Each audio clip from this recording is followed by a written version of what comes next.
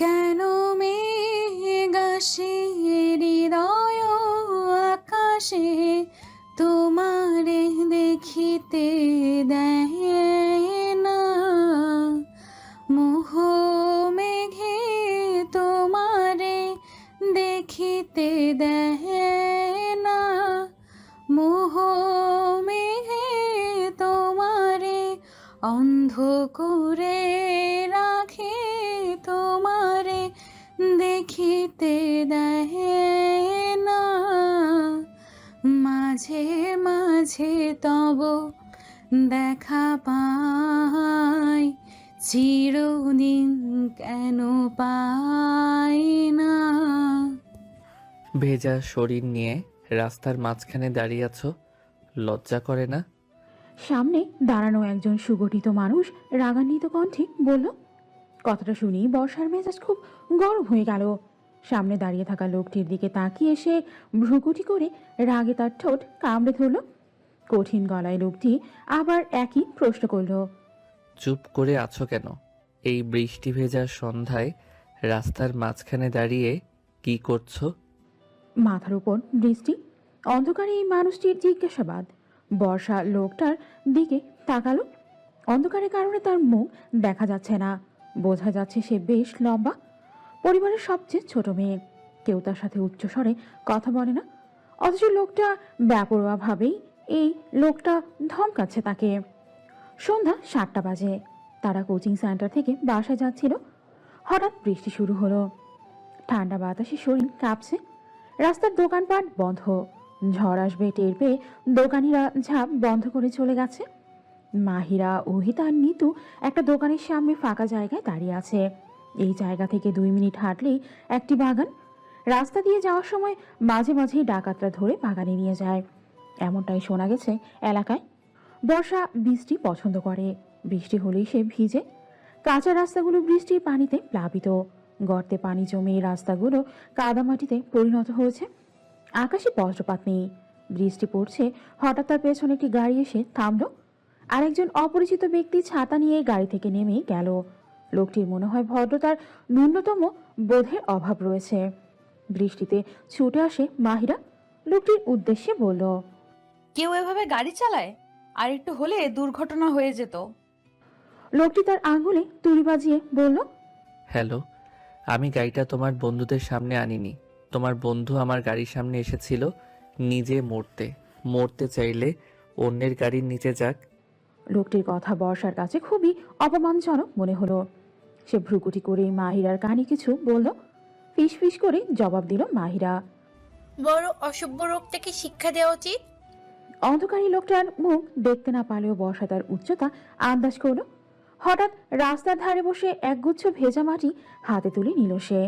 ছুড়ে দিল লোকটার বুকে। আগন্তুক আটকে উঠল, চিৎকার করে বলল। হোয়াট, তুমি এটা কি করেছো? বর্ষা তার বন্ধুদের সাথে দৌড়াতে থাকে। 4 নারীদ্বয় অন্ধকারে অদৃশ্য হয়ে গেল। শুভ্র গাড়ির ভেতর থেকে বলল। এই অব্র, চলে আয়। আর কতক্ষণ দাঁড়াবি? অভ্র তার চোয়াল চেপে ধরল। গাড়িতে বসে বলল। এই কাদা শরীর নিয়ে বাড়ি যাব না? এত বছর পর দেশে এসে এই কাদা মাখা অবস্থা দেখে বাড়ির লোকজন অনেক প্রশ্ন করবে। আমি এর চেয়ে ভালো কাল যাব। শুভ্র জিজ্ঞেস করল। তাহলে এখন কোথায় যাবি? কেন? তোর বাড়িতে। বারান্দায় বসে বৃষ্টি উপভোগ করছে তিন্নি।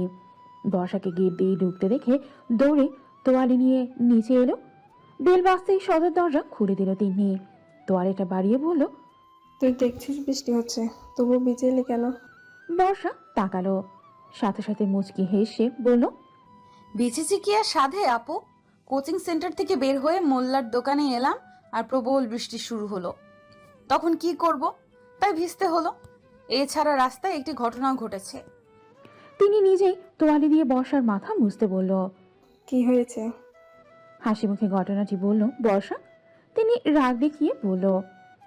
লোকটা ভালো কথা বলেছে, তোর এটা করা উচিত হয়নি। কিভাবে ভালো বলেছে? বৃষ্টিতে ভিজেছিস, জ্বর বা মেয়ে দেখলে ছেলেরা যদি বিরক্ত করে, এই ভেবে হয়তো কথাটা বলেছে। আর তাছাড়া তোকে কতবার বলেছি বড়দের নাম ধরে ডাকবি না। মোল্লা নাজমুল চাচা কি তোর ছোট? লোকটাকে মোল্লার দোকান বলে গালি দিস কেন? আপু, সবাই তো তাই বলে। তুই বলবি না? চেয়ারে বসে আছেন নুর ইসলাম গম্ভীর গলায় বললেন, বৃষ্টিতে ভিজে এসেছো কেন?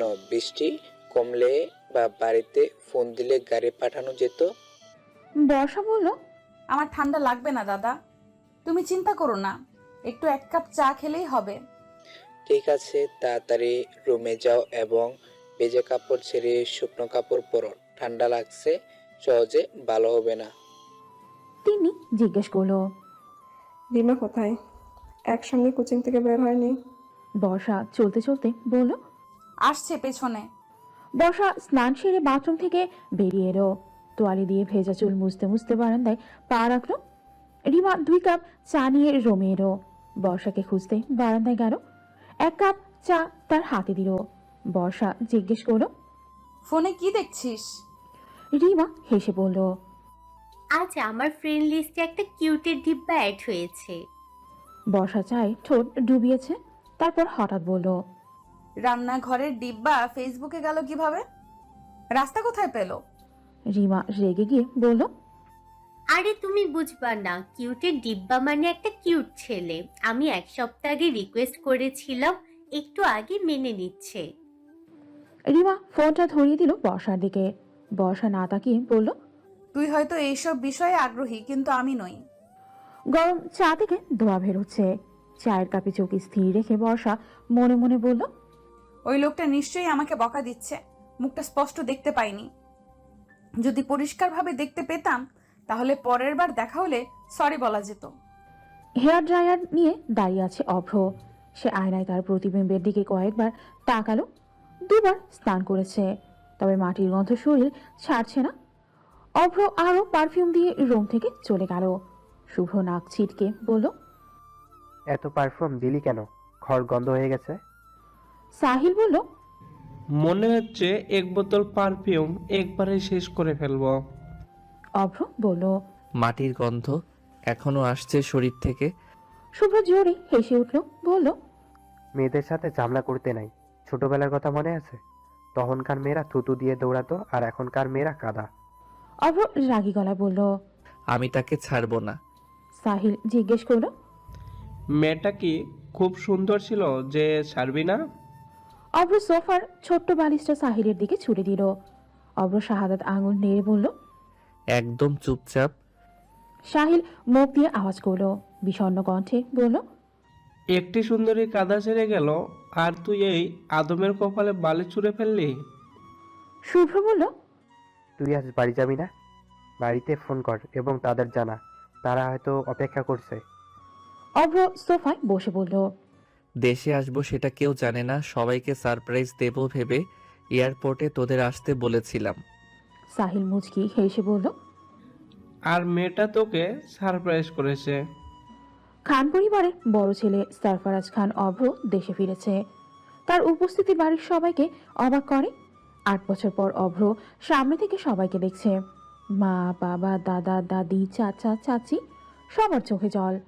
মুহূর্তের মধ্যে খান বাড়িতে উদযাপন এবং খাবার তৈরি করা শুরু হয়। অভ্র যা খেতে পছন্দ করে তাই রান্না হবে আজকের খাবারে। খান বাড়ির দক্ষিণ পাশে বিশাল ফুলের বাগান। বর্ষা চুপ করে বসে আছে। রিমা করুণ গলায় বলল। এত বছর পর অভ্র ভাই দেশে এসে আমাদের সঙ্গে দেখা করেনি, আমি এটা মেনে নিতে পারছি না। তাছাড়া অভ্র ভাই আসছেন, রান্নাঘরে অনেক রান্না হচ্ছে দেখে আমি ভীষণ খুশি। তাই শুধু 1 টুকরো ভাজা ইলিশ চেয়েছিলাম, মা বা চাচি কেউই আমাকে 1 টুকরো দেননি। উল্টো তিনি বললেন অভ্র না খাওয়া পর্যন্ত কেউ পাবে না। রিমা রাগে কপালে থাপ্পড় দিল। বর্ষা কর্কশ গলায় বলল। অব্র ভাইকে ঘিরে এত আয়োজন, কিন্তু তার কোনো খবর নেই। কিছুক্ষণ পর গেট দিয়ে 3টা ছেলে ঢুকলো। সঙ্গে আছেন অপূর্ব, নাহিদ ও তিন্নি। রিমা ভ্রুকুটি করেছে, ভাবুক কণ্ঠে বলল। অভ্র ভাই ছোটবেলায় খুব মোটা ছিল, এখন হয়তো স্লিম ফিট। বর্ষা হাসলো, বলল। সে এত মোটা ছিল যে হাঁটলেই পড়ে যেত। কথাগুলো বলার সাথে সাথেই বর্ষার চোখের সামনে টেবিলে শক্ত হাত রাখলো একজন। শব্দটা এতই জোরে হলো যে বর্ষার চমকে গেল। তিন্নি এসে পাশে দাঁড়ালো। অভ্র তার দিকে তীক্ষ্ণ দৃষ্টিতে তাকিয়ে বলল। এই বুনো মেয়ে এখানে কি করছে? তিন্নি বলল। ও তো অভ্র তিন্নিকে থামিয়ে বলল। ছোট চাচার একমাত্র মেয়ে আর তার এই বন্য মেয়ে। অভ্র তার কথা শেষ করতে পারেনি, তার আগেই বৃষ্টি ছাড়া তার মুখে পানি পড়ল। টেবিলের ওপর জলের জগ রাখা আছে। অভ্র বারবার তাকে বুনো বলে ডাকছে দেখে বর্ষা জগ ভরা পানি ছুঁড়ে দেয়। তিরস্কারের সুরে বলল তিন্নি। বর্ষা, এটা কেমন অসভ্যতা? সে আমাকে বন্য বলে ডাকছে কেন? অভ্র দাঁতে দাঁত চেপে বলল। গতকালও আমার দিকে কাদা ছুঁড়েছিল আর এখন পানি। আগে আমি এটা সম্পর্কে সবাইকে বলি। অভ্রর কথা শুনে বর্ষা চমকে গেল। তিন্নি বলল। তোর উপর কাদা নিক্ষেপ করেছে ভাই? অভ্র বলল। হ্যাঁ, গতকাল বিকেলে দেশে আসছি। গ্রামে আসতে আসতে সন্ধ্যা হয়ে গেল। তারপর দেখলাম সে রাস্তার মাঝে দাঁড়িয়ে বৃষ্টিতে ভিজছে। আমি গাড়ি থেকে নামলাম, তাকে বুঝিয়ে গাড়িতে নিয়ে বাসায় চলে আসব। আর সে আমার বুকে মাটি মারল। সেই গন্ধ এখনো কাটেনি। এখন আবার পানি। ও এত অভদ্র হলো কিভাবে? তিনি বর্ষার দিকে তাকালো। সে ভ্রুকুটি করলো। রিমা জিজ্ঞেস করলো। তিন্নি আপু, উনি আমাদের। তিনি একবার রিমার দিকে তাকালো, তারপর গম্ভীর কণ্ঠে বলল। অব্র ভাই। আনিসুল হকের মৃত দিঘি ঘাটে এসেছে বর্ষা। বাড়িতে যেতে ইতস্তত করছে। অভ্র ভাইয়ের সাথে অন্যায় করার জন্য তাকে বাড়িতে বকাঝকা শুনতে হবে। রিমা বলল। ক্ষুধা লাগছে, বাড়ি যাবি না? এখানেই বসে থাকবি? বর্ষা বলল। অব্র ভাই এতক্ষণে বাসায় সব বলে দিয়েছে। আমি বাসায় গেলে মা আর বাকিরা রাগ করবে। রিমা কিছুক্ষণ ভেবে বলল। তুই তোর বারান্দার পাইপ দিয়ে রুমে যেতে পারিস, তাহলে কেউ দেখবে না। পড়লে হাত পা ভাঙবে। রিমা চোখ সরু করে বলল। এর আগে তোকে একদিন উঠতে দেখেছি। বর্ষাকে গম্ভীর দেখাচ্ছে। রিমা কিভাবে দেখলো? সে খুব সাবধানে এবং সবার থেকে লুকিয়ে উঠেছিল। রিমা বর্ষার হাত ধরে টেনে টুনে বাড়ির পেছনের দিকে নিয়ে গেল। বর্ষার পাশের ঘরটা অভ্রের। দুটি ঘরের বারান্দা কাছাকাছি, একটি থেকে অন্যটিতে লাফিয়ে যাওয়া যায়। বর্ষা পাইপ দিয়ে ওপরে উঠতে গিয়ে একটা পুরুষালী কণ্ঠ শুনতে পেল। এই মেয়ে, ওখানে কি করছো? সাহিল গালে হাত দিয়ে ওদের দেখছে। পিঞ্চ মেরে বলল। ভাই, তোর বোনেরে দেখছি, বানর রে। সাহিলের দিকে রাগ করে তাকালো অভ্র। অভ্র খুব বুদ্ধিমান, তাই তার বুঝতে অসুবিধা হয়নি কেন বর্ষা পাইপ চড়েছে। শান্ত গলায় অভ্র বলল। কাউকে কিছু বলিনি। প্রধান দরজা দিয়ে এসো। রিমা বর্ষার হাত ধরে বলল। তাড়াতাড়ি চল। সকলের নাস্তার ব্যবস্থা দেখে অবাক হয়ে গেল অভ্র। বলল। এত কিছু? মানুয়ারা বেগম বললেন। দাদা ভাই, এখনো কিছু হয়নি, দুপুরে আরো সুস্বাদু খাবার তৈরি হবে। অভ্র হাসল। মা ও চাচিদের উদ্দেশ্যে বলল। তোমরা আজ আমার সাথে খেতে বসো। সবাই একসাথে খেতে বসলে ভালো লাগবে। অভ্রের মা আসিফা বেগম বললেন। আমরা খেতে বসলে তোদের খাবার কে বাড়বে? অভ্র মৃদু হেসে বলল। বর্ষা আর রিমা দেবে। রিমা এবার অভ্রের দিকে তাকিয়ে বর্ষার দিকে তাকালো। বর্ষা বিড়বিড় করে বলল। আমি বলেছিলাম না আমার জাতশত্রু। রিমা বলল। তোর জন্য আমাকেও ফাঁসতে হলো। আসিফা বেগম বললেন। ওরা কিভাবে করবে? ওরা এ কাজ কখনো করেনি। এই কাজ কখনো করেনি বলে কি করতে হবে না? বড় হয়েছে, বিয়ে দিতে হবে তো। মা আর বড় আম্মুর কথা শুনে ওরা খাবার বাড়তে লাগলো। বাড়িতে এই জিনিসগুলি ওরা আগে কখনো করেনি, তবে কাজটি ঠিকঠাক করেই করছে। অপর গ্লাসের ওপর দিয়ে তর্জনী চালালো। পেট ভরে হেসে বলল। বর্ষা, এক বাটি ডাল দাও। বর্ষা দাঁতে দাঁত চেপে বলল। দিচ্ছি। দুপুরে খাওয়ার পর ঘুম খুব ভালো হয়। পর্যাপ্ত ঘুম পেলে মন সতেজ হয়। ঘুম পূর্ণ না হলে শরীর অলস হয়ে যায়। তখন আর কিছু করতে ইচ্ছে করে না, শরীর নড়তে চায় না। পেটের উপর কিছু একটা বিড়বিড় করছে। বর্ষা ঘুম ঘুম চোখে তাকিয়ে দেখলো ইঁদুর।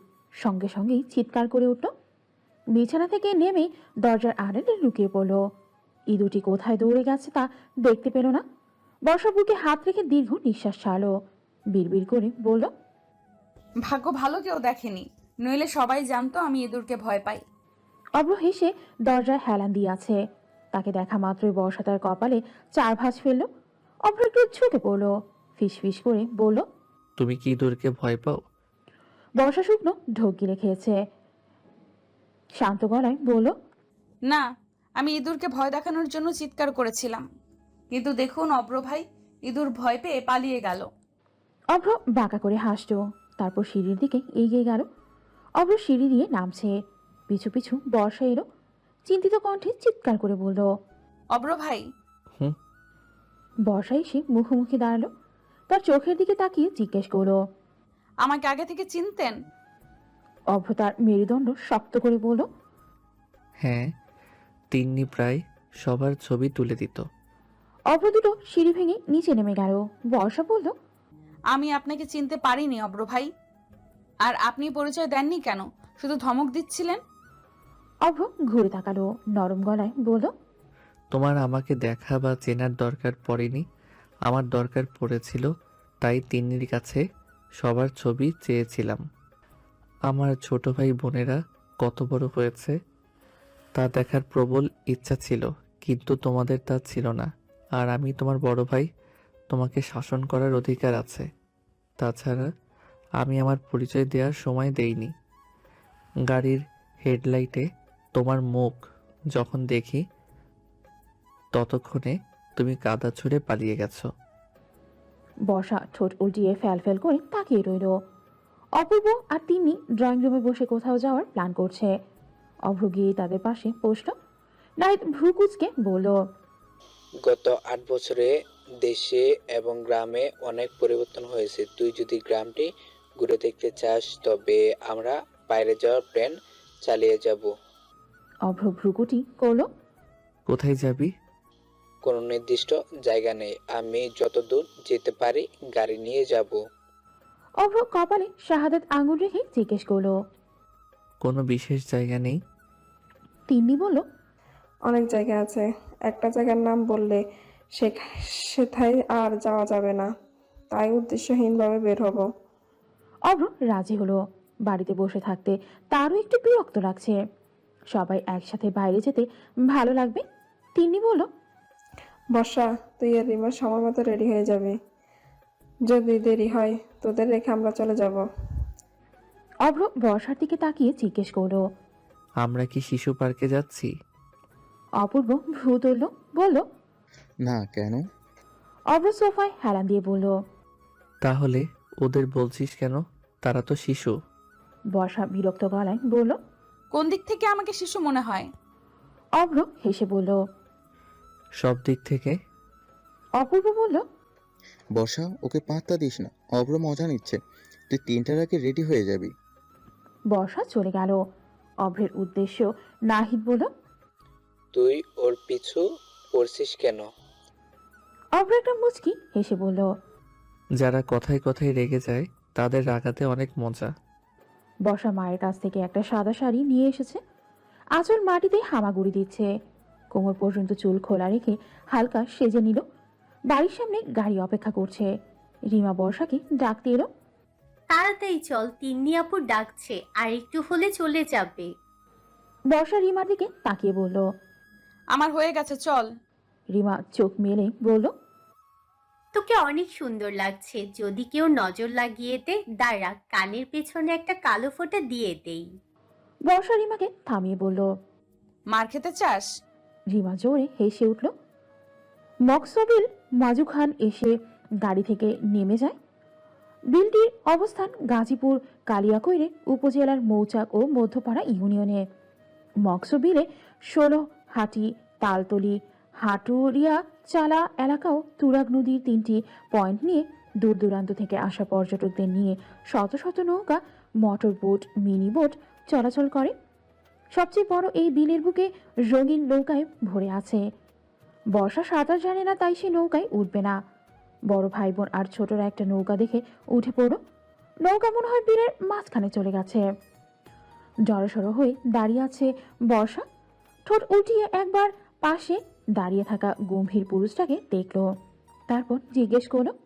অব্র ভাই? অভ্র উত্তর দিল না। সে বর্ষার দিকে ফিরে তাকালো। বর্ষা একটু সময় নিয়ে বলল।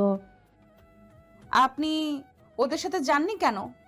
অভ্র অস্ফুট জবাব দিল। অনেক ছেলে এখানে বেড়াতে আসছে, সবাই তোমাকে একা রেখে চলে গেলে তারা বিরক্ত করতে পারে। আমি এই ঝুঁকি নিতে চাই না। বর্ষা বলল। শুধু তার জন্য? হুম। অভ্র জোরে নিঃশ্বাস ফেলল। বর্ষার দিকে একবার চোখ মেলে তাকিয়ে বলল। শাড়ি পরে এসেছো কেন? বর্ষা তাকালো, জিজ্ঞেস করলো কেন? অভ্র আশেপাশে কিছু লোক দেখিয়ে বলল। তুমি শাড়ি পরেছো বলে ওরা তোমার দিকে তাকিয়ে আছে। শাড়িতে মেয়েরা সহজেই পুরুষের নজরে আসে। বর্ষা এদিক ওদিক তাকায়, তারপর মাথা নিচু করে। অভ্র তার জ্যাকেট খুলে বর্ষার কাঁধে রাখলো, ঠিক করে পরিয়ে দিতে দিতে বলল। শাড়ি পরে আর বের হবে না। বর্ষা ডান দিকে মাথা নাড়ল। এর অর্থ ঠিক আছে। নিচু গলায় জিজ্ঞেস করলো অভ্র। কিছু খাবে? আইসক্রিম। বর্ষা হাসি মুখে জবাব দিল। অভ্র দুটো আইসক্রিম এনে বর্ষার দিকে বাড়িয়ে দিল। বর্ষা খুশিতে হাসল, মৃদু স্বরে বলল অভ্র। আইসক্রিম খুব বেশি পছন্দ? হ্যাঁ। নানা রকম ফুলের গাছ, প্রতিটি গাছে ফুল ফুটেছে। সকালে এবং সন্ধ্যায় গাছগুলিকে নিয়মিত জল দেওয়া হয়। বর্ষা ঝাঁঝরি নিয়ে গাছে পানি দিতে লাগলো। অভ্র এসে পাশে দাঁড়ালো, তারপর জিজ্ঞেস করলো। ফুলের বাগান কে করেছে? আমি। অভ্র ইতস্তত করে একটু সময় পর বলল। ও, এটা নে ধর। বর্ষা না তাকিয়ে বলল। কি? আইসক্রিম সবার জন্য আনা হয়েছে, আর এটা তোর। বর্ষার হাত ভিজে গেছে, সে বলল। আমার হাতে কাদা লেগে আছে। অভ্র বলল। আমি ফ্রিজে রাখছি, মনে করে খাবি। আচ্ছা। বর্ষা হাত মুখ ধুয়ে জমে এলো, বিছানায় আরাম করে বসে ফোন স্ক্রল করছে। হঠাৎ আইসক্রিমের কথা ভেবে সে নিচে গেলে নেমে ফ্রিজের দিকে এগিয়ে গেল। ফ্রিজে আইসক্রিম নেই। বর্ষা ভালো করে খুঁজেও পেল না।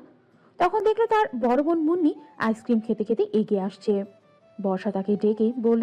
এই আপু, আইসক্রিম কোথায় পেয়েছো? মুন্নি বলল। এটা ফ্রিজে ছিল।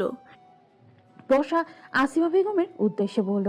ও বড় মা, তোমার মেয়ে আমার আইসক্রিম খাচ্ছে। মুন্নি বলল। এটা কি তোর ছিল? আমি জানতাম না। এখন কাঁদিস না, আমি তোকে আর একটা এনে দিব। তিন্নি বলল। এখানে কি হচ্ছে? আর তোর পড়ালেখা নেই? বর্ষা কর্কশ গলায় বলল। মুন্নি আপু আমার আইসক্রিম খাচ্ছে, সে আমারটা খাবে কেন? তিন্নি বলল। ভুল করে খেয়ে ফেলেছি, তুই এখন পড়তে যা। আমি অপূর্বকে দিয়ে তোর জন্য 2টা আইসক্রিম নিয়ে রাখবো। বর্ষা রাগী গলায় বলল। একটাও লাগবে না। বর্ষা চলে গেছে। তিন্নি মুন্নির উদ্দেশ্যে বলল। তুই কি ছোট? তোর আইসক্রিম খেতে হবে না কেন? মুন্নি অপরাধীর কণ্ঠে বলল। আমি জানতাম না যে এই আইসক্রিমটা বর্ষার, ভেবেছিলাম একটা বেশি হয়েছে বলে ফ্রিজে রেখেছে। রাত 8টা। বাড়ির সবাই খাবার টেবিলে বসে অপেক্ষা করছে। অভ্র এখনো নামছে না। পাপিয়া বেগম বললেন। বর্ষা, হ্যাঁ মা। অভ্রকে ডেকে নিয়ে আয়, সবাই তার জন্য অপেক্ষা করছে। ছেলেটা এত দেরি করছে কেন? যাচ্ছি। বর্ষা অভ্রর ঘরের ভেজানো দরজা দিয়ে মাথা গলিয়ে বলল। অব্র ভাই, আসবো? ভেতর থেকে একটা আওয়াজ এলো। কি চাই? সবাই রাতের খাবার টেবিলে আপনার জন্য অপেক্ষা করছে। অভ্র চমকে উঠল। এত তাড়াতাড়ি ডিনার? অভ্র আবার বলল। বর্ষা, ভেতরে আয়, তোর জন্য আমার থেকে একটা উপহার আছে। বর্ষা খুশি হয়ে ঘরে ঢুকলো। অভ্র বাড়ির সবার জন্য যে উপহার নিয়ে এসেছিল সকালে তাদের দিয়েছে, শুধু বর্ষাকে দেয়নি। সে বলেছিল ওটা অন্য ভেঙে আছে, বের করে পরে দেবে। বর্ষা অধীর আগ্রহে তাকিয়ে আছে। অভ্র বলল। চোখ বন্ধ কর, তারপর হাত বাড়া। বর্ষা তাই করে। অভ্র হাসলো, তারপর বলল।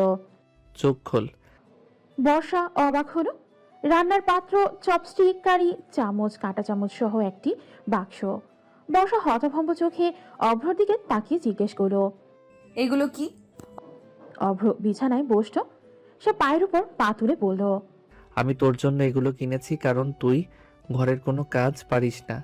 কাল থেকে রান্না করবি, এগুলো কাজে লাগবে। বর্ষা রেগে বক্সটা বিছানায় রাখলো, বিরক্তিকর কণ্ঠে বলল। অব্র ভাই, আপনি খুব খারাপ, আমার এসব দরকার নেই। খাওয়া শেষ করে দাদার কক্ষে গেল।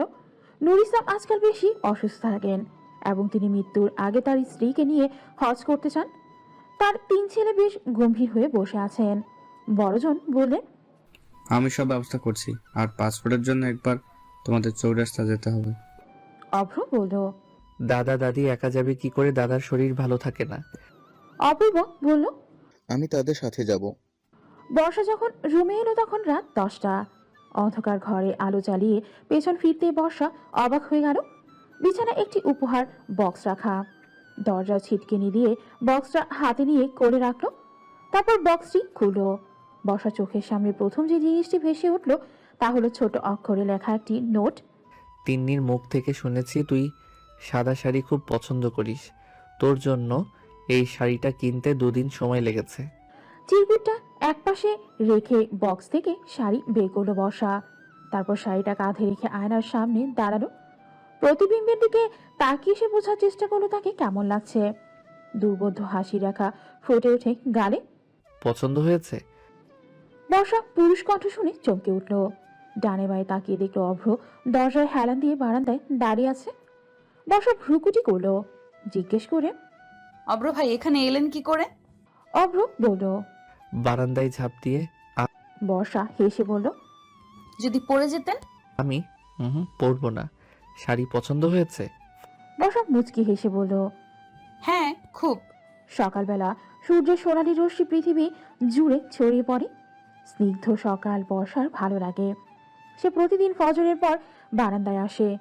কখনো একটু হাঁটে, আবার কখনো চেয়ার টেনে বসে। রাস্তার দুপাশে সারি সারি গাছ, পাতা দুলছে মৃদু বাতাসে। গাছের ডালে বসে এক ঝাঁক পাখি বৃষ্টি গলায় ডাকছে।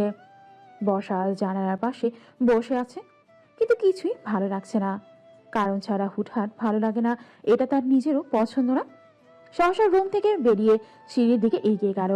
গুনগুন করে গান ধরল, কেন মেঘ আসে হৃদয় আকাশে, তোমারে দেখিতে দেয় না, মোহ মেঘে তোমারে দেখিতে দেয় না, মোহ মেঘে তোমারে অন্ধ করে রাখে, তোমারে দেখিতে দেয় না, মাঝে মাঝে তব দেখা পাই, চিরদিন কেন পাই না।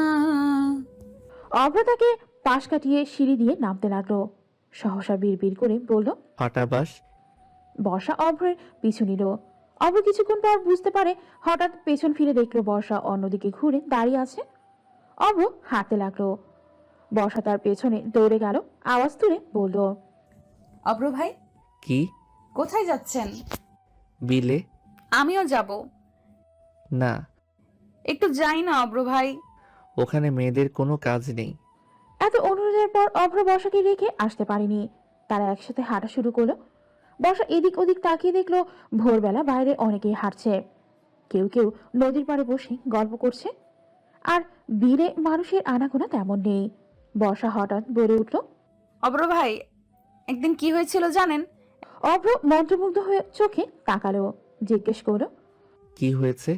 বর্ষা জোরে নিঃশ্বাস ফেললো। খুশিতে বলল, 1 মাস আগে একদিন আইসক্রিম কিনতে দোকানে গিয়েছিলাম। তখন একজন লোক এসে দোকানদারের কাছে পাইলট চাইলো। আমি খুব অবাক, পাইলট বিমান থেকে দোকানে আসবে কি করে? আমি শুধু তাকিয়েছিলাম আর দোকানদার বলল হ্যাঁ আছে। তারপর একটা সিগারেট বের করলো। সিগারেটের প্যাকেটে বড় অক্ষরে লেখা ছিল পাইলট। কথা শেষ করে বর্ষা জোরে জোরে হাসতে লাগলো। অভ্র হঠাৎ বর্ষার কপালে চোখা দিয়ে বলল, আইসক্রিম কিনতে গিয়েছিলি নাকি সিগারেট নিয়ে গবেষণা করতে? বর্ষা মৃদু হেসে বলল, আইসক্রিম কিনতে। আমি একটা প্রশ্ন করতে পারি?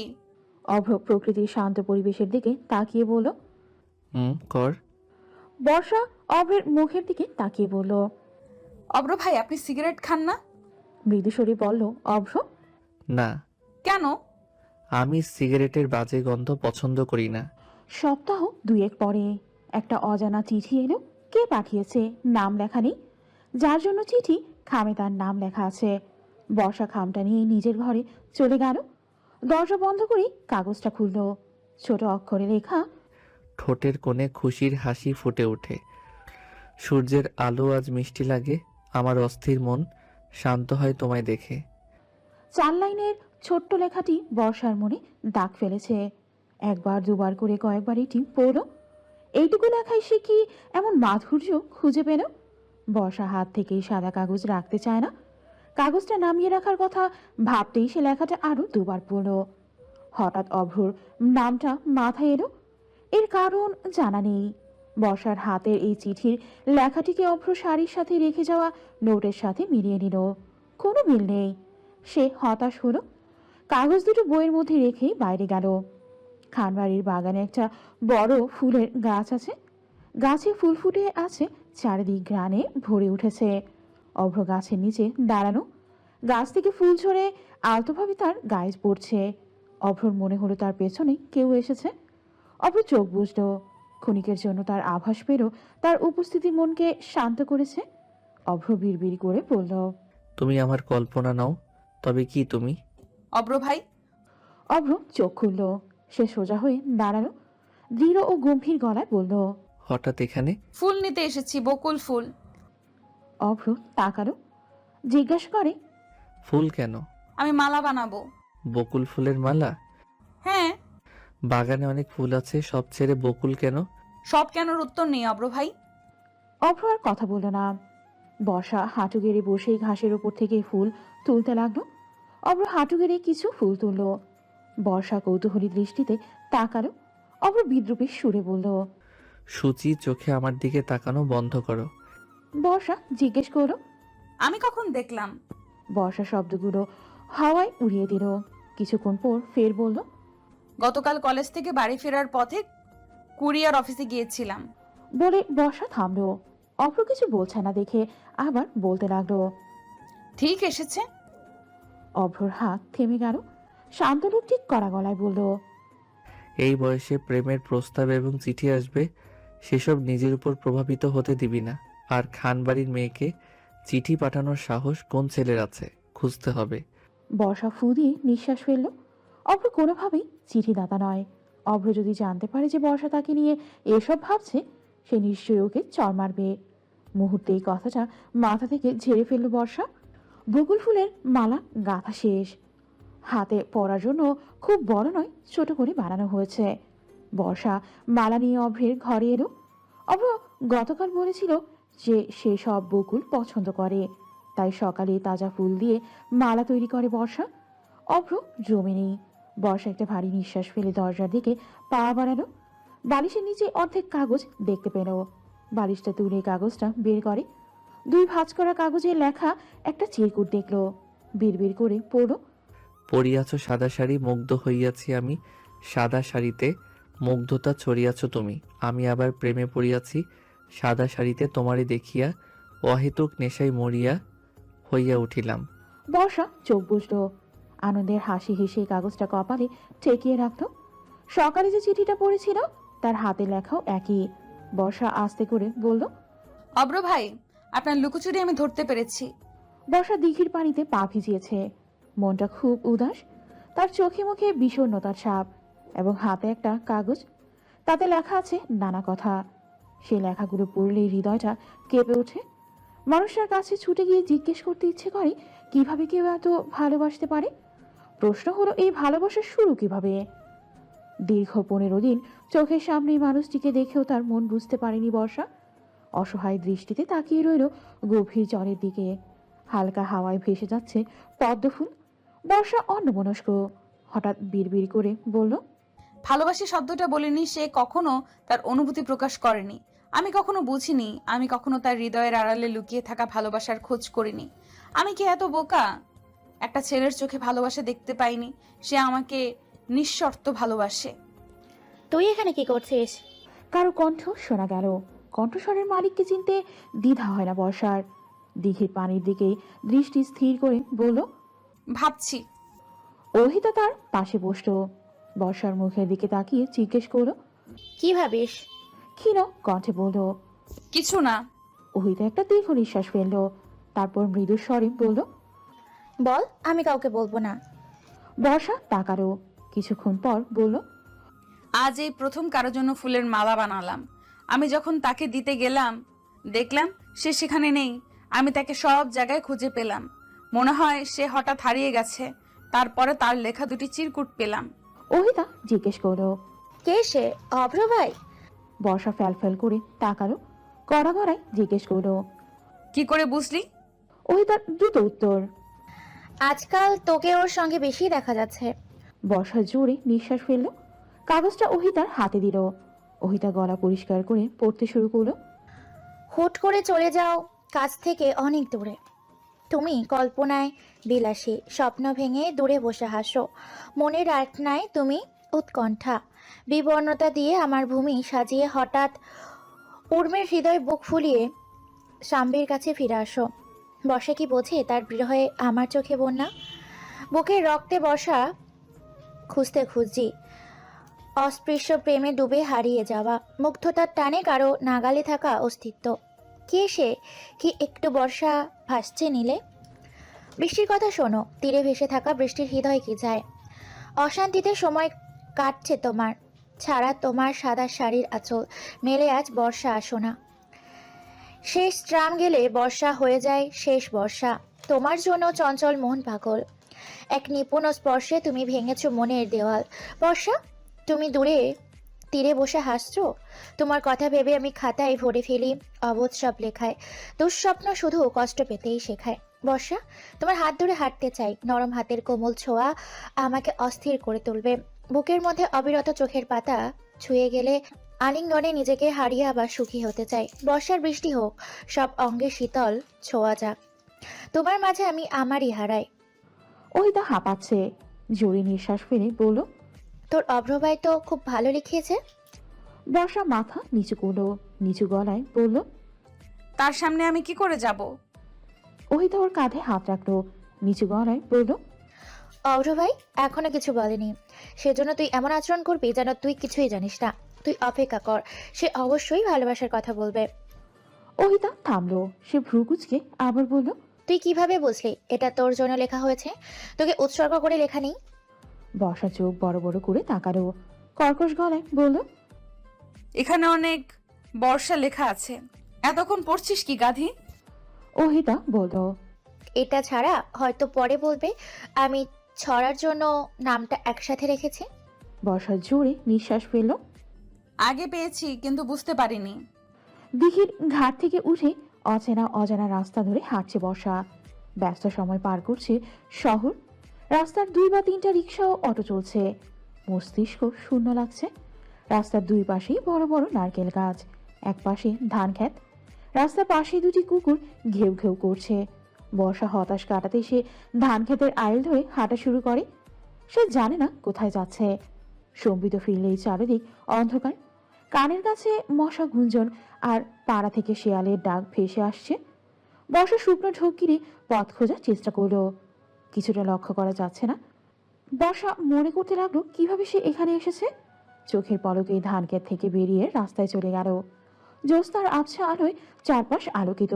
সে দূর থেকে কিছু শিয়াল দেখতে পেয়ে সাথে সাথে একটা গাছের আড়ালে লুকিয়ে গেল। বর্ষা সব মনে করতে লাগলো। মনটা ভালো না থাকায় সে ভিন্ন গ্রামের পথে হাঁটছিল। ধান ক্ষেতের গলি ধরে হেঁটে ঢুকে যায়। সে ঘাসের ওপর শুয়ে পড়ে ঘুমিয়ে যায়, কারণ মাঠে ঠান্ডা বাতাস বইছিল। ঘুম ভাঙলো মশার কামড়ে। এখন অন্ধকার বাড়ি ফেরার পথ খুঁজে পাবে কি করে? ফোন নেই, কোথাও পড়ে যায়নি তো।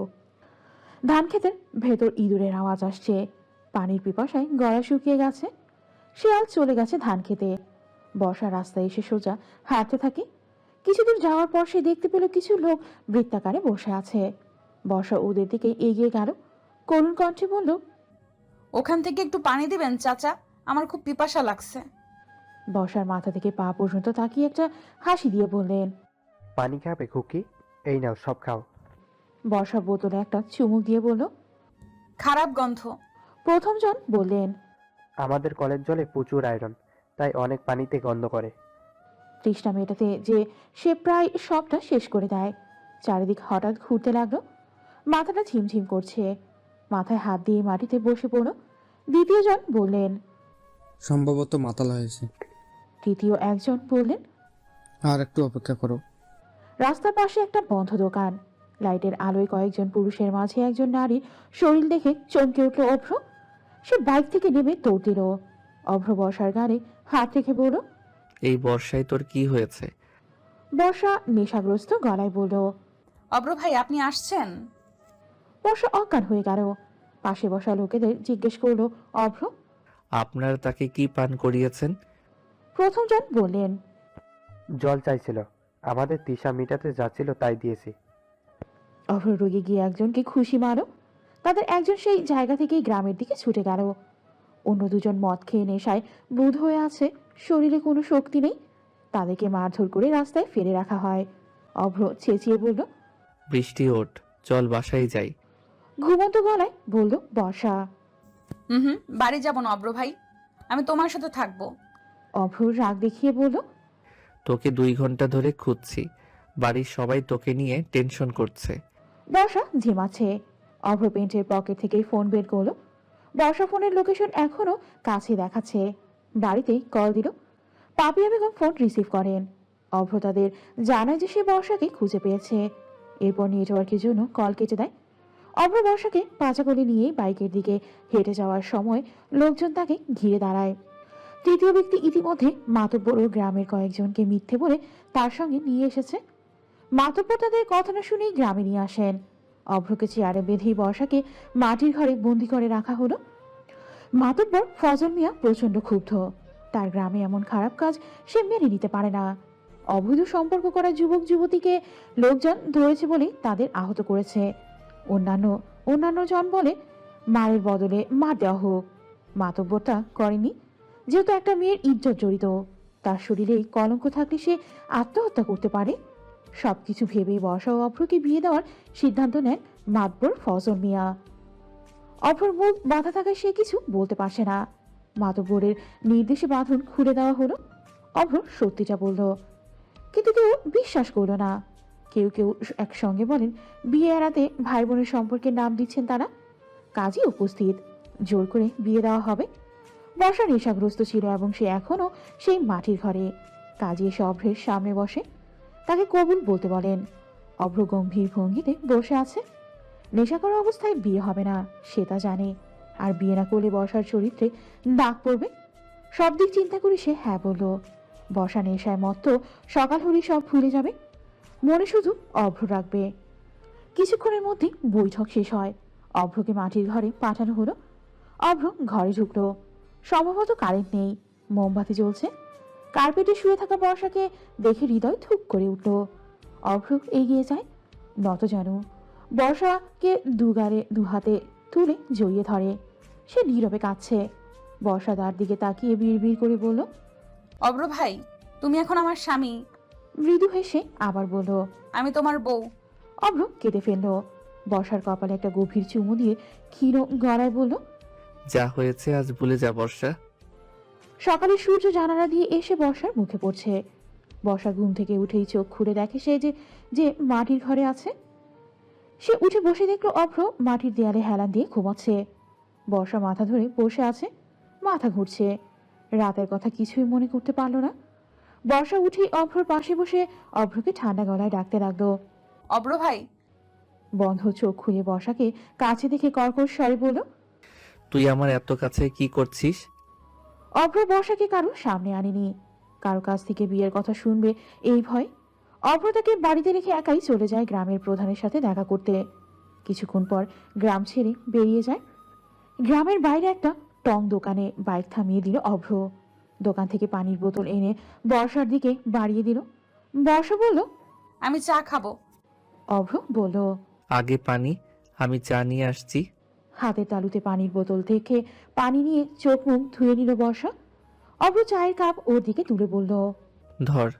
বর্ষা মিনমিন কণ্ঠে বলল, ধমক দিচ্ছেন কেন? অভ্র কর্কশ গলায় বলল, তোর জন্য আমি সেই মাটির ঘরে সারা রাত বসে মশার কামড় খেলাম। ধমকাবো না তো কি করব? কে বলেছে একা একা বাইরে ঘোরাঘুরি করতে? বর্ষা স্বাভাবিক গলায় বলল, শুক্রিয়া আদায় করুন অব্র ভাই, আপনি চোর বলে মার খাননি। অভ্র হাসল, বিড়বিড় করে বলল, পাগলি। বর্ষা চায় চুমুক দিয়ে হঠাৎ বলল, ভাই অব্র, জানো আমার ইচ্ছা পূরণ হয়েছে। অভ্র তাকালো। জানতে চেয়ে বলল। কি? বর্ষা একটা দীর্ঘ নিঃশ্বাস ফেলল, চারপাশে তাকিয়ে বলল। সকালের সময় টং দোকানে বসে চা খাওয়া। অভ্র হতভম্ব হয়ে যায়, মৃদু স্বরে বলল। এটা কেমন ইচ্ছে? বর্ষা তাকালো, বলল। কেন? এটা স্বপ্ন বা ইচ্ছে হতে পারে না? আমরা মেয়েরা আমাদের মনে এই ছোট ছোট ইচ্ছেগুলো যত্ন করে রাখি। বাড়ি ফিরে আরেকটি সমস্যার সম্মুখীন হতে হলো। বর্ষার ওপর তার বাবা রাগান্বিত, পাপিয়া বেগম কাঁদছেন। অভ্র তার বুদ্ধি দিয়ে বিষয়টি সমাধান করে। নুর ইসলাম গম্ভীর হয়ে বসে আছেন। বর্ষাকে বারণ করে ফের একা একা বের না হওয়ার জন্য। স্নান সেরে কিছুক্ষণের মধ্যে বেরিয়ে এলো বর্ষা। কলেজে যেতে হবে, হাতে বেশি সময় নেই। পুরোপুরি প্রস্তুত হয়ে নেমে আসে, বড়দের সঙ্গে খেতে বসলো। অভ্র নেই। বর্ষা জিজ্ঞেস করলো, মা কোথায় অব্র ভাই? পাপিয়া বেগম বললেন। সারা রাত জেগেছিল, তাই এখন ঘুমোচ্ছে। বর্ষা আর রিমা একসাথে বেরিয়ে গেল। বর্ষা হাঁটতে হাঁটতে রাস্তায় ছোট ইটের কড়া এবং খালি বোতলগুলোকে লাথি মারে। বর্ষা ওদের লাথি মেরে মজা নিচ্ছে। রিমা ঘড়ির দিকে তাকিয়ে আছে, হমিতম্বি করে বলল। তাড়াতাড়ি পা চালা, বেশি সময় নেই। ক্যাম্পাসে বসে বন্ধুদের সাথে গল্প করছে। হঠাৎ ওহিতা বলল। কে সেই ছেলে? নতুন মনে হচ্ছে। ওহিতার কথা শুনে সবাই ফিরে তাকালো। একটা ছেলে গাড়ি থেকে নামছে। বর্ষা ভ্রুকুটি করল, সন্দেহের সাথে বলল। কলেজে আগে দেখিনি। মাহিরা গলা চেপে বলল। পরিচারক স্যারের ছেলে নিভিয়ান। রিমা বলল। আজ কলেজে আসছে কেন? আগে কখনো আসেনি। মাহিরা বলল। সে আজকাল প্রায় আসে, তোরা দেখতে পাস না? নিভিয়ান এসে বর্ষার উদ্দেশ্যে বলল। আমি কি বুঝতে পারি? বর্ষা কিছু বলল না। নিভিয়ান বলল। Excuse me. হালকা হেসে বললেন মাহিরা। হ্যাঁ বসুন। ওহিতা বলল। ঘাসে বসবেন? আমি কাউকে একটা চেয়ার আনতে বলছি। নিভিয়ান বসলো, তারপর বলল। চেয়ার লাগবে না, তোমরাও ঘাসের উপর বসে আছো। নিভিয়ান বর্ষার দিকে তাকালো, তারপর ক্ষীণ স্বরে বলল। আমি তোমাকে অনেকদিন ধরে খুঁজছি। আমি সেদিন কলেজে আসি, সেদিন তুমি আসো না, তাই এতদিন দেখা হয়নি। বর্ষা তাকালো, জিজ্ঞাসা করল। আপনি খুঁজছেন কেন? তোমাকে এক ঝলক দেখে হৃদয়ের তৃষা মেটাতো। বর্ষা চোখ শুরু করে ফেললো। ওহিতা অনবরত কাশি দিতে লাগলো। নিভিয়ান মাথা নিচু করে হাসলো। সে মাথা তুলে স্বচ্ছ কণ্ঠে বলল। আমি তোমাকে বিয়ে করতে চাই, কারণ আমি তোমাকে ভালোবাসি। বর্ষা হতবিহ্বল দৃষ্টিতে তাকিয়ে। 3টা বাজে। কলেজ থেকে সোজা বাসায় চলে এলো ওরা। মেজাজ খুব খারাপ হয়। হঠাৎ সেই বলল, আমি তোমাকে ভালোবাসি। ভালোবাসা হয়ে গেল। বর্ষা রুমে চলে গেল। বিছানার ওপর বক্স রেখে সেদিকে এগিয়ে যাচ্ছে। বক্সটা হাতে নিল বর্ষা। একটা সাদা শাড়ি এবং কিছু গয়না এবং চুড়ি, একটা চিরকুট। অভ্রবাইনা তিন্নিয়াপুর হাতের লেখা। তিনি লিখেছেন। আমি জানি না তুই সাদা রঙের কি পেয়েছিস, তবে সাদা শাড়িতে তোকে খুব সুন্দর লাগে। এবার পরের মতো সেজে নিচে নেমে আয়। বাড়িতে কেউ নাই। বাড়ির গেটের সামনে একটা গাড়ি তোর জন্য অপেক্ষা করছে। দেরি করবি না, তাড়াতাড়ি তৈরি হতে শুরু কর। আর রিমাকে সঙ্গে আনতে ভুলবি না। স্নান করে ভেজা চুল শুকিয়েছে। শাড়ি পরার পর দুমুঠো কাঁচের চুড়ি পরে নিল। বর্ষা আর রিমা বাসা থেকে বের হয়ে গেটে এলো। অমর গাড়ির দরজা হেলান দিয়ে আছে। পরনে নেভি ব্লু টি শার্ট, আরও কালো জিন্স, গাঢ় অ্যাশ কালারের লেদার জ্যাকেট, নীল ও অ্যাশ কম্বিনেশনের ক্যাচ। কপালে লম্বা চুল এসে পড়েছে। অভ্রকে অসম্ভব সুন্দর লাগছে। বর্ষা তার দিকে মুগ্ধ চোখে তাকিয়ে আছে, কিন্তু অনেক চেষ্টা করেও চোখ ফেরাতে পারছে না। অভ্র এক হাত দিয়ে তার সুর পেছনে ঠেলে দিল। গাড়ির দরজা খুলে বলল। তাড়াতাড়ি ওঠ, সময় কম। পেছনে বসে আছে রিমা। বর্ষা অভ্রের দিকে তাকিয়ে মুচকে হেসে বলল। অব্র ভাই, আমরা কোথায় যাচ্ছি? অভ্র বলল। গাজীপুর জেলার কালিয়াকোর মক্স বিলে একটি দ্বীপ তৈরি করা হয়েছে, যাকে বলা হয় মনপুরা দ্বীপ। সেখানে যাচ্ছি। রিমা জিজ্ঞেস করল। সবাই সেখানে আছে? অভ্র ছোট গলায় বলল। হ্যাঁ। এই বৃষ্টি, আবার এই রোদে ঝকমক করছে আকাশ। খাড়া রাস্তা দিয়ে গাড়ি চলছে। খাল ধরে সামনে এগিয়ে এসে দেখা মিলল সারি সারি গ্রাম ও জেলেদের মাছ ধরার দৃশ্য। বিলের মাঝে ঢেউ তুলে যাচ্ছে ছোট বড় ট্রলার ও ডিঙ্গি নৌকা। তাদের সঙ্গে পাল্লা দিয়ে স্রোতে ভাসছে কচুরিপানা। জানালা দিয়ে বিলের জলরাশির দিকে তাকালো বর্ষা। স্বচ্ছ নীল দেখাচ্ছে জল। পরিবারের সবাই ইতিমধ্যেই দ্বীপে উপস্থিত। দ্বীপে পৌঁছানোর পর তাদের খুঁজে বের করে সেখানে যায়। সবাই একটা কটেজে বসে আছে। সন্ধ্যা ঘনিয়ে এলো। দিগন্ত থেকে ঠান্ডা বাতাস বইছে। সবাই মোটা কাপড় পরা। বর্ষার শীতে একটু কাঁপছে। অভ্র লক্ষ্য করলো শরীর থেকে জ্যাকেটটা খুলে বর্ষার কাঁধে রাখলো। সবার থেকে দূরে শুকনো কাঠ দিয়ে আগুন জ্বালানো হয়। আগুন জ্বালায় অপূর্ব, নাহিদ ওরা একটা বৃত্তাকারে সেখানে বসত। আজ বর্ষার জন্মদিন এবং সে ভুলে গিয়েছিল। সবার উপস্থিতিতে কেক কাটা হয়। নাহিদ তার গাড়িতে গিটার নিয়ে এসেছে। অভ্রর কণ্ঠ খুব ভালো, সে খুব ভালো গান গাইতে পারে। অপূর্ব নাহিদ একটা গান ধরতে অনুরোধ করলো। মুন্নি আর তিনি এসে বসলো। অভ্র গিটার দেখে বলল, তোরা কি প্রস্তুতি নিয়ে আসছিস? নাহিদ বলল, যেহেতু সুযোগ এসেছে হাতছাড়া করব না। কিন্তু বর্ষা হাঁটুতে মুখ চেপে বসেছে। তার চোখ অভ্রর দিকে স্থির। গিটারের সুরে গান গাইতে শুরু করে অভ্র।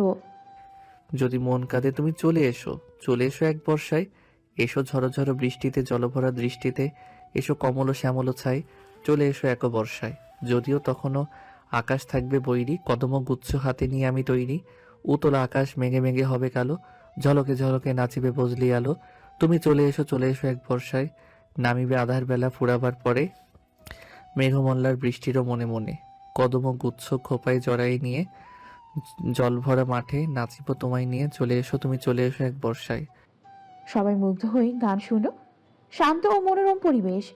ঠান্ডা হাওয়া, সামনে আগুন জ্বলছে। আগুনের লাল হলুদ আলোয় অভ্রর মুখটা স্নিগ্ধ লাগছে। গানটি বর্ষার হৃদয় ছুঁয়ে গেল, কিন্তু গানের পেছনের অর্থ বুঝতে পারেনি। বাসায় ফিরে রাত 9টা বাজে। বর্ষা তার ঘরে আয়নার সামনে দাঁড়িয়ে আছে।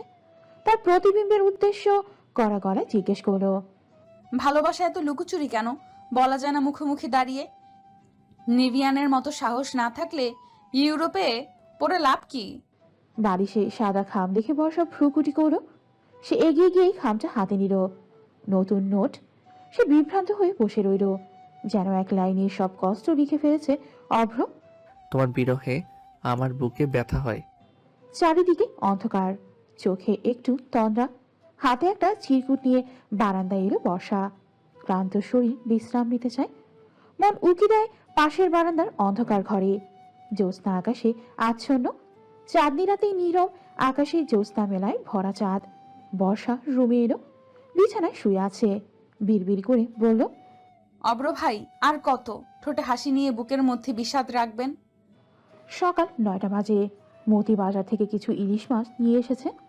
মাছ কাটতে বসেছেন আসিফা বেগম ও পাপিয়া বেগম। অভ্র বাইরে থেকে এসেছে। সে তাদের বসে জিজ্ঞেস করলো, 4টা মেয়ে থাকতেও সব কাজ তোমরা করো কেন? তোমরা তাদের দিয়ে কাজ করাও না কেন?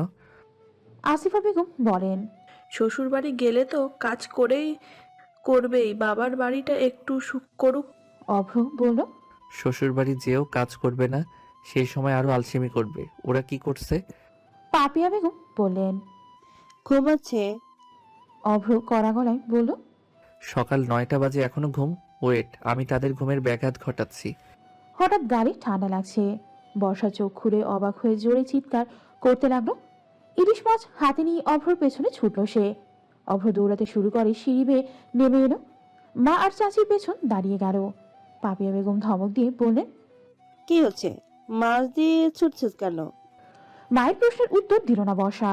আসিফা বেগম তাকে উদ্দেশ্য করে বলল, বড় আম্মু, অব্র ভাইকে কিছু বলবা? আমি ঘুমাচ্ছিলাম, সে আমার মুখে ইলিশ মাছ ধরিয়ে দিয়েছিল। ছেলের দিকে তাকালেন আসিফা বেগম। সে জোরে বললেন, অভ্র। অভ্র মৃদু হেসে বলল, কয়েকবার ডাকার পরও ঘুম ভাঙেনি। মাছ ধরতে ও উঠে বসলো। অভ্র হাসি থামিয়ে ফের বলল, মুন্নি বা তিন্নি রুমে নেই, তারা কোথায়? রিমাকেও দেখিনি। পাপিয়া বেগম বললেন।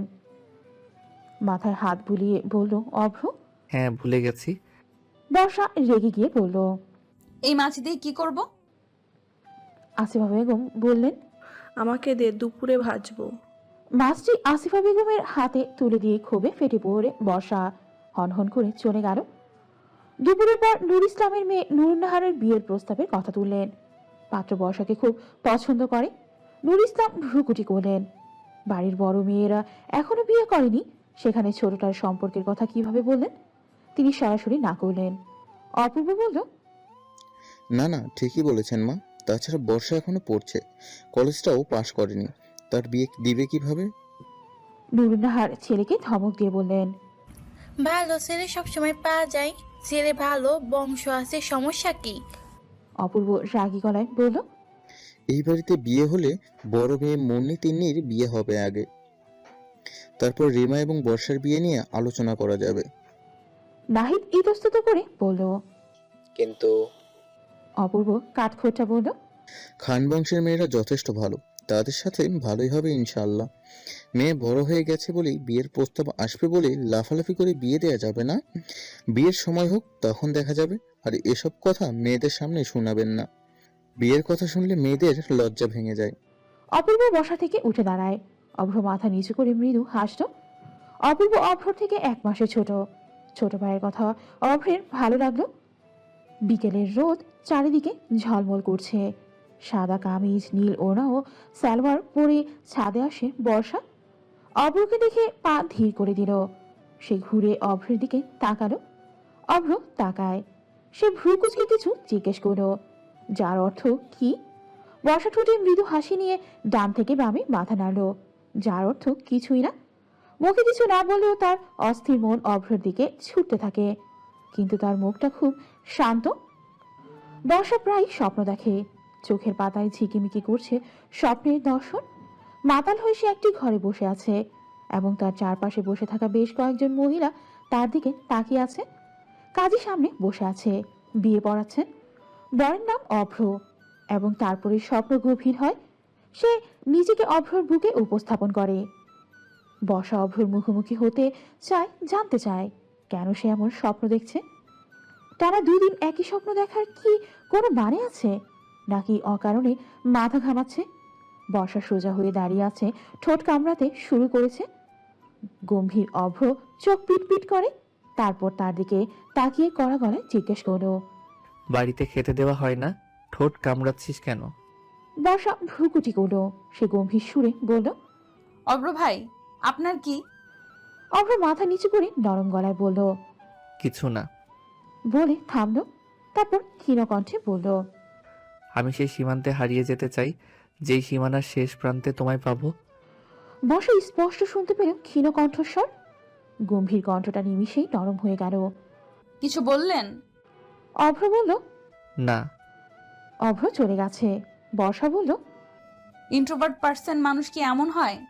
2 সপ্তাহ পর দেয়াল ঘড়ি টিকটিক করে চলছে, তার কোনো ক্লান্তি নেই। গভীর রাত, ঘড়ির কাঁটা 12টা বাজলো আর জোরে জোরে টুংটাং শব্দ হলো। বর্ষার খুব ঘুম পাচ্ছে, সে চোখ খুলতে পারছে না। ঘরে আবছা আলোয় ড্রিম লাইট চলছে। বারান্দায় কিছু পড়ার আওয়াজ হলো। বারান্দার দরজাটা ভেজানো ধাক্কায় খুলে গেল। সে স্থিরভাবে বিছানার কাছে গেল। অভ্র বর্ষার দিকে তাকিয়ে তাকে দেখতে ব্যস্ত। তর্জনী ঠোঁট ছুঁয়ে আদর করলো। সে মাতাল কণ্ঠে বলল, তোমার ঠোঁটের উষ্ণতায় ডুবতে ইচ্ছে করে। অভ্র সময়কাল বিলম্ব করল না, তার এখানে থাকা উচিত নয়। শরীরে শিরশির করে শিহরণ ভাব জাগাচ্ছে। অভ্র উঠে দাঁড়ালো। বর্ষা নিচু গলায় জিজ্ঞেস করলো, আপনি এসেছেন অভ্র ভাই? বর্ষা থেমে গেল, তারপর আবার বলল, আমি জানি আপনি প্রতিদিন আমার ঘরে আসেন। অভ্রর পা থেমে গেল। বিছানা থেকে উঠে অভ্রর সামনে এসে দাঁড়ালো। বর্ষা গভীর মনোযোগে ওই 2 চোখের দিকে তাকালো। ক্ষীণ গলায় বলল, আমাদের বিয়ে হয়েছে অভ্র ভাই, এই সত্যটা আপনি সবার কাছে লুকিয়ে রেখেছেন কেন? অভ্র অবাক হয়ে তাকিয়ে আছে বর্ষার দিকে। বর্ষা আবার বলল, আমি আবার সেই গ্রামে গিয়েছিলাম। আমরা যে ঘরে থাকতাম সেখানের লোকেরা আমাকে চিনতে পেরে জিজ্ঞেস করলো কেন আমি আমার স্বামীকে নিয়ে আসিনি। আমি কিছুই বুঝলাম না। তারপর গ্রামের মাতব্বর চাচার কাছে নিয়ে যায়। তার ফোনে একটা ভিডিও আছে যেখানে আমরা বিয়ে করেছি। অভ্র ঢোকিল, বলল, মাতাল অবস্থায় বিয়ে হয় না। বর্ষা অস্ফুট স্বরে বলল, তাহলে প্রতিদিন আমার রুমে আসেন কেন? একটু দেখতে। এগিয়ে গেল বর্ষা। সে অভ্রর পায়ে পা রেখে দাঁড়ালো। নিচু গলায় জিজ্ঞেস করলো। শুধু দেখতে? মাথা ঘুরিয়ে নিল অভ্র। হ্যাঁ। বর্ষা অভ্রর গালে হাত রেখে বলল, আপনি নেশা করেছেন অব্র ভাই? একটু, বন্ধুরা খাচ্ছিল। বর্ষা অভ্রকে জড়িয়ে ধরল। অভ্র তাকে দূরে ঠেলে দেওয়ার চেষ্টা করে। বর্ষা দুর্বল গলায় বলল, কেন বলতে পারেন না ভালোবাসি? অভ্রর কোমর জড়িয়ে ধরল। কাঁধে থুতনি রেখে বলল, ভালোবাসা যা ছুঁয়ে দিলেই ম্লান হয়ে যায়। বজ্রপাতের শব্দ কানে এলো এবং মুষলধারে বৃষ্টি শুরু হলো। বর্ষার সাথে সাথে অভ্রর বুকে মুখ লুকালো। অভ্র তার মাথায় হাত রাখে এবং তার মুখ উপরে তুলেই ধীরে ধীরে তার ঠোঁট স্পর্শ করে। অভ্র তার নরম ঠোঁটে গভীরভাবে চুমু খেল। অভ্র তার কানের কাছে ঠোঁট তুলে প্রফুল্ল হাসি দিয়ে ফিস ফিস করে বলল, প্রণয় চলবে হানি? বর্ষা বুকে মুখ লিগিয়ে রেখে বলল, হুম। একটা ছোট চড়ুই অনেকক্ষণ খোলা আকাশে উড়ে বেড়াচ্ছে।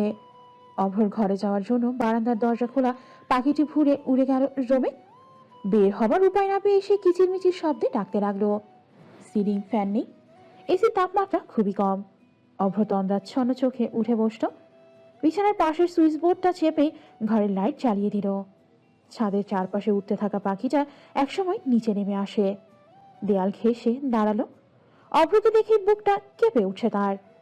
অভ্র মৃদু হাসল। বিছানা থেকে উঠে পাখিটিকে ধরল। দুই হাতে পাখি নিয়ে বারান্দায় এলো। তারপর ছেড়ে দেওয়া হলো খোলা আকাশে। উঠতে উঠতে পাখিটি একবার ফিরে তাকালো। অভ্র ভ্রু কুচকে মেঝের দিকে তাকালো। কাল রাতে কি বৃষ্টি হয়েছিল? সে এভাবে ভ্রুকুটি করলো। বারান্দার মেঝে ভেজা। অভ্র পাশের বারান্দার দিকে তাকিয়ে দেখলো দরজা বন্ধ। ব্যাপারটাও ততটা গায়ে মাখলো না। রুমে ফিরে এলো। হলুদ টি শার্ট পরে আয়নার সামনে দাঁড়ালো। বিছানায় ফোন ভাইব্রেট করা বাজছে। একটা বিদেশি নাম্বার স্ক্রিনে ঝলকাচ্ছে। অভ্র ফোন রিসিভ করলো।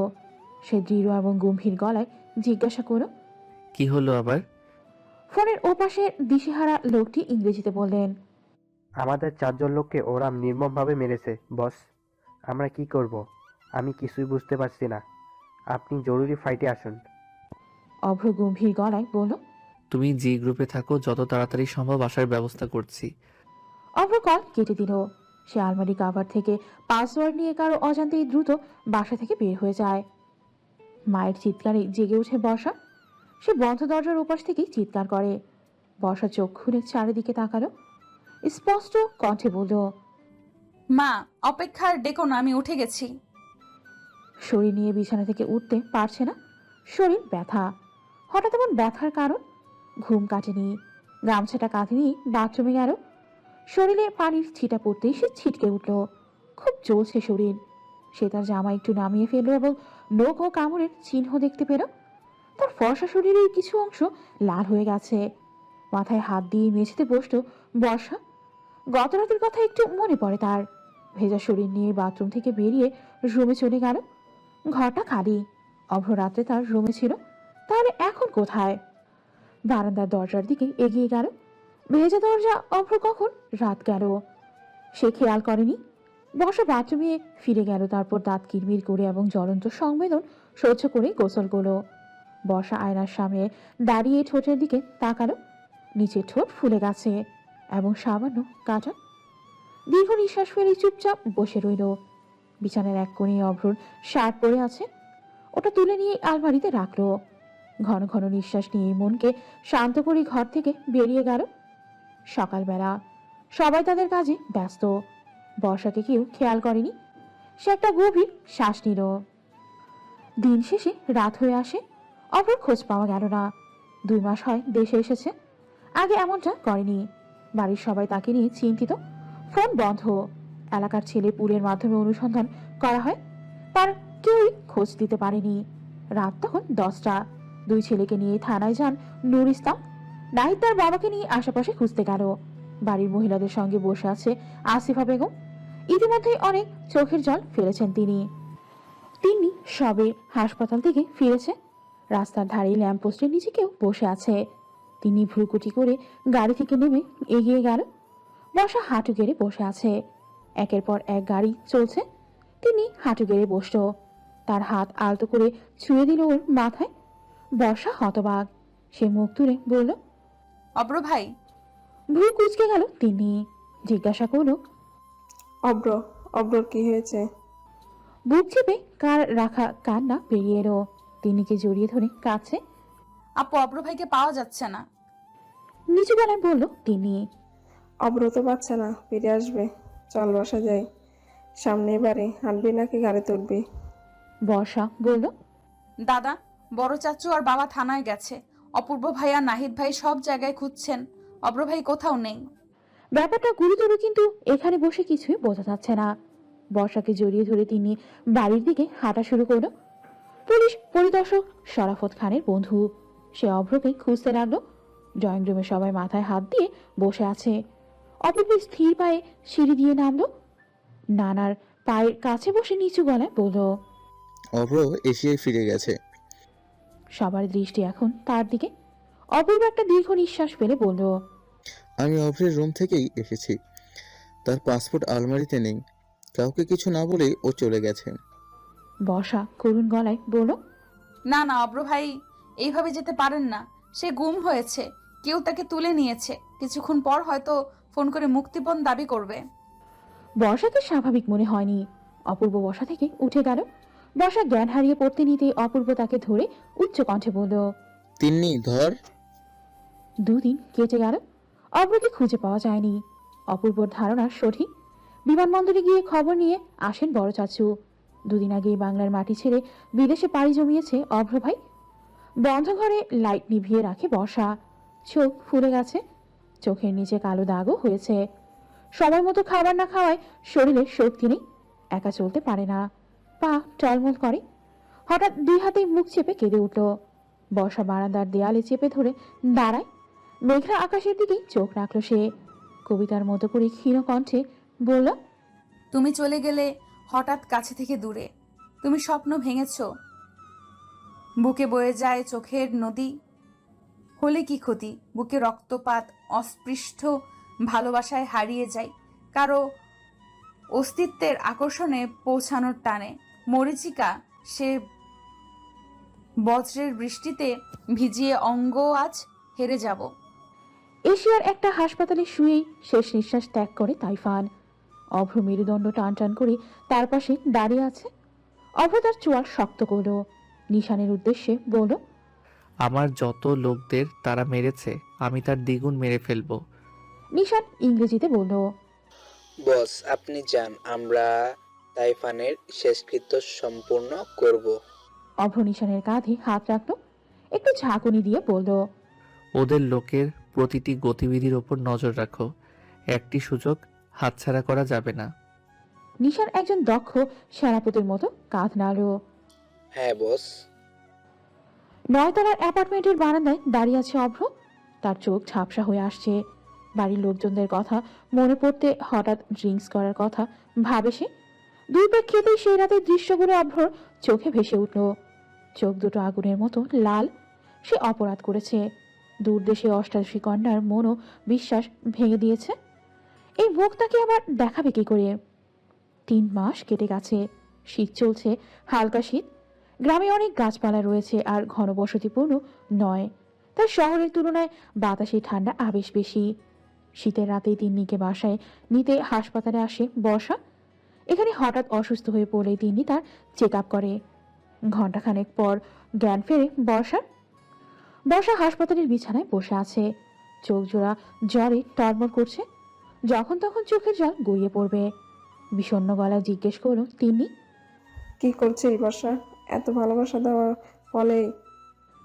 বলে থামলো তিনি। সে সাথে সাথে উচ্চ কণ্ঠে জিজ্ঞেস করলো, এই সন্তানের বাবাকে? বর্ষা কেঁদে উঠল, কাঁপা কাঁপা গলায় বলল, অব্র ভাই। বর্ষা, বাচ্চা কি করবি? আর বাড়ির লোকদের কি জানিয়ে দেব? মৃদু স্বরে জিজ্ঞেস করলো তিনি। বর্ষা বিছানা ছেড়ে উঠল। তিনি 2 হাত ধরে বলল, আপু আমার ভালোবাসার একমাত্র নিদর্শন, আমি তাকে কখনো হারাতে পারবো না।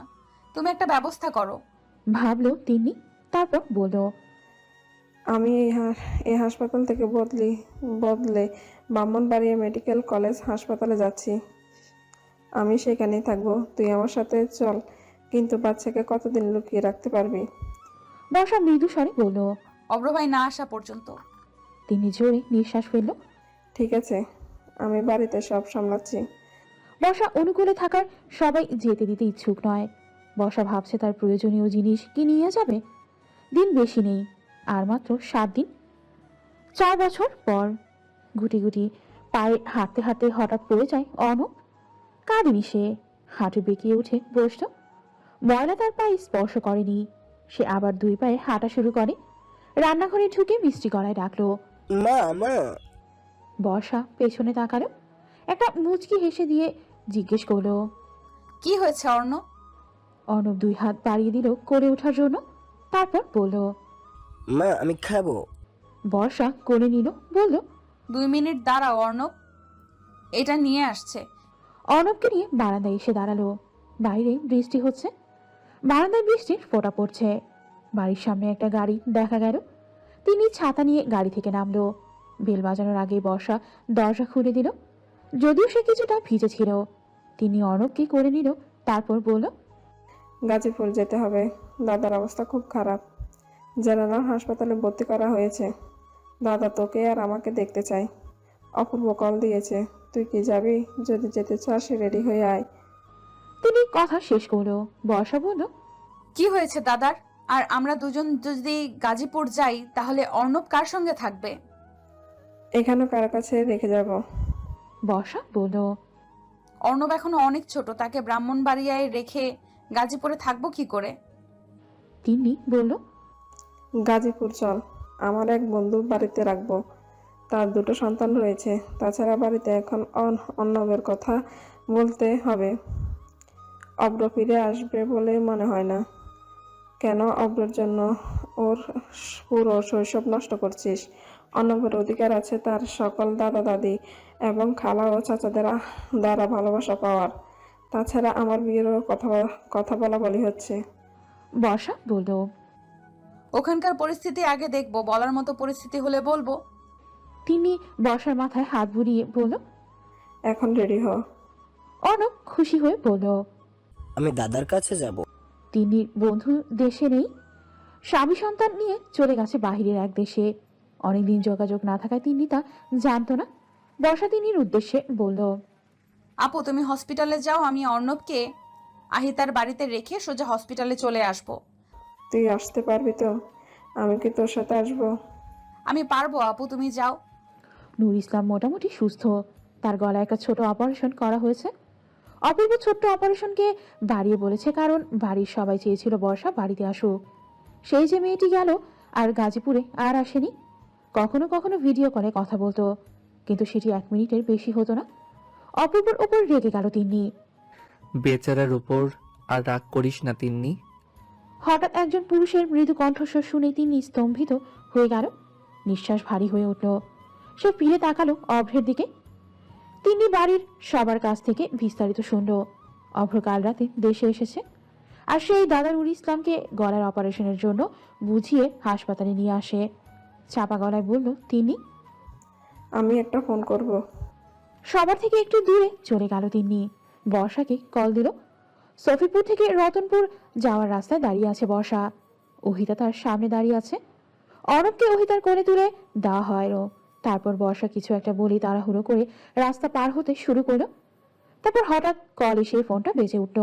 তিনি কল দিয়েছে, সে হাসপাতালে গেছে। জরুরি ভেবেই কল রিসিভ করে সে। তিনি বলল, বর্ষা, অব্র এসেছে। রাস্তা ঠিক মাঝখানে দাঁড়িয়ে আছে বর্ষা। তারপর হঠাৎ একটি গাড়ি ধাক্কা মারে। বাজারের জামে মসজিদটির সামনে নিথর হয়ে পড়ে আছে। রাস্তায় ভিড় জমল। ফোনে সবার কথা শুনে তিনি ছুটে এলো। পরিবারের সদস্যরাও সঙ্গে রয়েছে। রাস্তার লোকজন জানান যে মেয়েটির সদ্য দুর্ঘটনা ঘটেছে, তাকে তানহা হাসপাতালে নিয়ে যাওয়া হয়েছে। বর্ষা জরুরি ওয়ার্ডে আছে। মাথায় হাতে আঘাত লেগেছে এবং অন্য কোনো ক্ষতি হয়নি। বর্ষা বিছানায় বসে আছে। তিনি একজন ডাক্তার, তাই সে নিজেও একবার চেক করলো। বাড়ির সবাই বর্ষাকে জড়িয়ে ধরে কাঁদতে থাকে। দরজার সামনে দাঁড়িয়ে আছে অভ্র। বর্ষার সামনে দাঁড়ানোর সাহস নেই তার। অহিতা হাসপাতালের বাইরে আছে এবং অর্ণবকে কাছে দেখে ভিতরে যায়। বাচ্চার কণ্ঠ শুনে সবাই দরজার দিকে তাকালো। 3 বছরের একটা ছেলে মা মা বলে দৌড়াচ্ছে। বিছানাটা অনেক উঁচু, অনব উঠতে পারে না। তিনি অনবকে বিছানায় উঠিয়ে দিল। ছোট্ট অনব মায়ের বুকে আঁকড়ে ধরে। সবার মনেই প্রশ্ন জাগে। পাপিয়া বেগম বলেন, তিনি আলতো করে চাচির কাঁধে হাত রাখলো, নরম গলায় বলল, ওর নাম অর্ণব, ও বর্ষার ছেলে চাচি। তারা অবিশ্বাসের চোখে তাকালো। সবার প্রশ্ন, বাবাকে? বর্ষার বাবা শাহরিয়ার খান বললেন। অভ্র আওয়াজ তুলল, স্পষ্টভাবে বলল, আমি। সবার গম্ভীর মুখ মুহূর্তেই নরম হয়ে গেল। অভ্র এগিয়ে এলো। বর্ষার চোখ ছলছল করছে। অনবকে প্রথমবারের মতো তার বাবা করে নিল। বুকের সাথে মিশে যায় অনব, যেন আকাশ এসে মিশে গেল মাটির সাথে। অভ্রর চোখ ভিজে গেছে। সে একবার বর্ষার দিকে তাকালো। অভ্র খাটের একপাশে ছোট্ট একটু জায়গায় বসল। অভ্রর চোখের কার্নিশ থেকে এক ফোঁটা জল পড়ল এবং সে বর্ষাকে জড়িয়ে ধরল। মাথায় হাত বুলিয়ে নরম গলায় বলল, আই এম সরি, আমি তোমাকে ছেড়ে চলে গেছি, আর যাব না। দূর আকাশে চাঁদ জ্বলে, জ্যোৎস্না রাতকে আলোকিত করে। ছাদে যাওয়ার পথে বাতি জ্বালিয়েছে বর্ষা। জ্যোৎস্নার আলো লাইট জ্বালাতে শোভা ছড়াতে পারছে না, অন্ধকারকে আরো ভয়ঙ্কর করে তুলছে।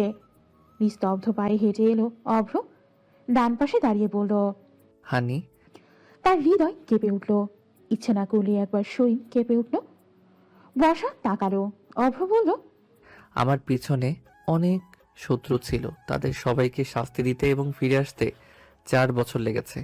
কিন্তু বিশ্বাস করো, আমি জানতাম না আমাদের একটা অর্ণব আছে। তুমি আমার জন্য কত কষ্ট সহ্য করেছো। বর্ষা তার তর্জনীটা অভ্রের ঠোঁটে রাখলো এবং তার দুই পায়ে ভর দিয়ে দাঁড়ালো।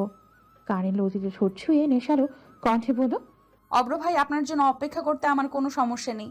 আমি সারা জীবন অপেক্ষা করতে পারি। অভ্র অবাক চোখে তাকিয়ে আছে বর্ষার দিকে, তারপর বুকে জড়িয়ে ধরে। অভ্র ওর কপালে চুমু খেয়ে তারপর ওর ঠোঁটে চুমু খেতে গিয়ে লাগলো। বর্ষা অভ্রর বুকে বাঁ পাশে হাত রাখলো, বাধা দিয়ে বলল, অর্ণব চলে আসবে। অভ্র ওকে জড়িয়ে ধরে আদরের সুরে বলল, কেউ আসবে না, আমি দরজায় ছিটকিনি দিয়ে আসছি। বর্ষার সাথে সাথেই কয়েকটা কিল খুশি মারো অভ্রর শক্ত বুকে। নরম গলায় বলল, বর্বর। অভ্র জোরে হেসে বর্ষাকে শক্ত করে জড়িয়ে ধরল।